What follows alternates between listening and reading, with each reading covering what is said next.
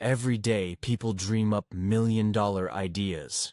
They pitch them over coffee, and friends nod with wide-eyed excitement saying, "Dude, that's genius." Family members chime in with, "You're onto something huge." They post it. Online and social media erupts.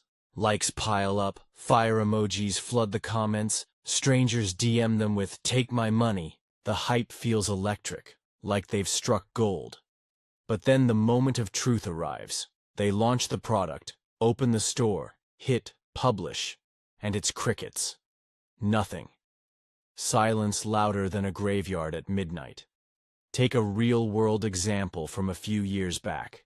An aspiring entrepreneur had a light bulb moment. Eco-friendly workout gear that ticked all the right boxes. Picture this. Stylish, high-performance gym clothes crafted from recycled ocean plastic. Sustainable, trendy, functional. They pitched it to everyone who'd listen, and the response was overwhelming. Fitness influencers drooled over the concept, posting mock-ups with captions like, "Game changer alert." Crowdsourced surveys lit up with glowing feedback. "I'd buy this in a heartbeat." This is the future of fitness.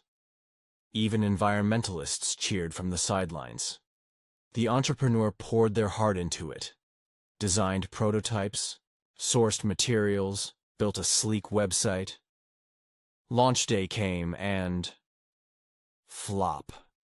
Sales trickled in like a leaky faucet, barely enough to cover shipping costs. Months later, they were left with a garage full of unsold leggings and a bruised ego. What went wrong? Here's the brutal truth. Opinions don't pay the bills. Money does. That's the payment-proof principle in a nutshell. No matter how many people clap for your idea, no matter how many oohs and ahs you collect, it's all meaningless until someone pulls out their wallet and votes with cash. The entrepreneur's workout gear didn't fail because it wasn't clever or noble.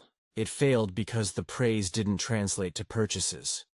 People loved the idea of supporting it, but when push came to shove, they didn't care enough to buy. This is where so many dreamers stumble. They get seduced by the applause, mistaking enthusiasm for evidence. 1,000 people might swear they'd buy your product, fill out your survey, retweet your teaser, hype you up at the bar, but until they hand over real money, it's just hot air. Think of it like an election. Polls can scream one candidate's name from the rooftops. Pundits can predict a landslide. But if voters don't show up and mark the ballot, it's all noise. In business, the only poll that matters is a financial transaction. A sale is a vote. Cash is the ballot box. Everything else? Background chatter. Look at the flip side. Ideas that seemed crazy, but raked in millions because people paid. The Pet. Rock in the 70s. Literally a rock in a box. Sounds absurd until you realize it made its creator a fortune because people shelled out $4 a pop.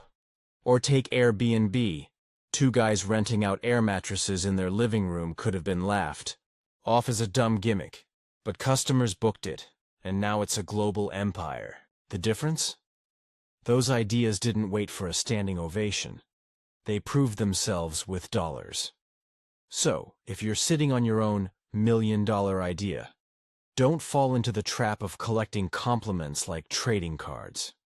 Skip the ego boost.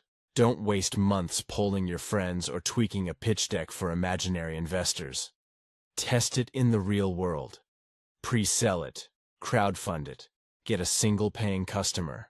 Anything. Strip it down to the rawest form and see if anyone will swipe their card. Because here's the kicker. One sale beats 1,000 maybes every time. Money talks louder than words ever could, and at the end of the day, it's the only voice that matters. Everything else is just static,